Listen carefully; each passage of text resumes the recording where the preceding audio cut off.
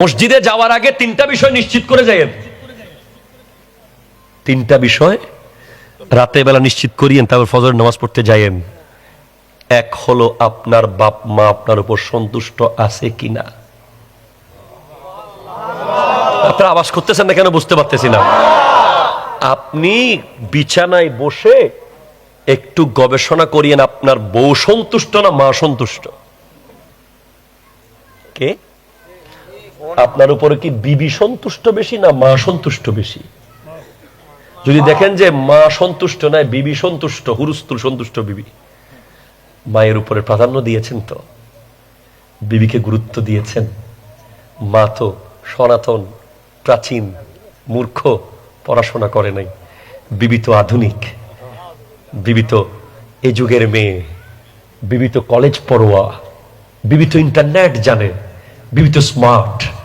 তাকে মূল্যায়ন করেছেন। ওই সিজদা মুখে মারা হবে, মুখে, ওই সিজদা মুখের উপরে দিয়ে দেওয়া হবে। যা বেটা তোর সিজদা নিয়ে তুই যা। আল্লাহ সেই সিজদা কবুল করবেন না।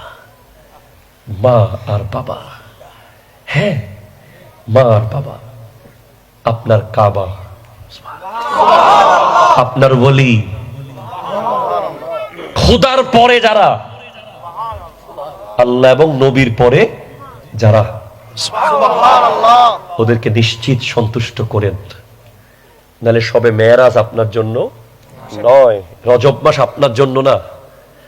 নবীজি বলছেন রজবু শাহরুল্লাহ ও শাবানু শাহরি ওয়া রমাদানু উম্মতি। রজব হলো আল্লাহর মাস। সুবহানাল্লাহ বলেন না, বলেন না। শাবান হলো আমি নবীর মাস, রমজান হলো উম্মতের মাস।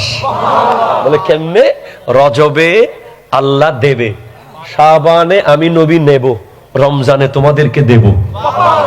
রজবে গাছ লাগাবে, শাবানে পানি দেবে, রমজানে ফল খাবে।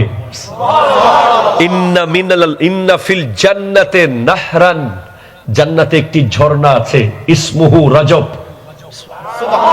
যেই জান্নাতের যেই ঝর্ণার নাম হলো রজব। এই রজব মাসে যে ব্যক্তি একটা রোজা রাখবে, তাকে ওই রজব নামক জান্নাতের ওই ঝর্ণার পানি পান করিয়ে দেওয়া হবে। তো কার জন্য?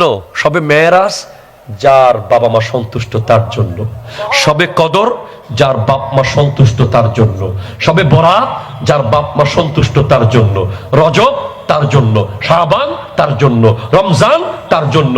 যার উপর বাপ মা অসন্তুষ্ট তার জন্য কিছু নাই। সে কাবা ঘরের গিলাপ ধরে থাকলেও লাভ হবে না, আগে বাপ মাকে রাজি করতে হবে। ঠিক ঠিক কথা।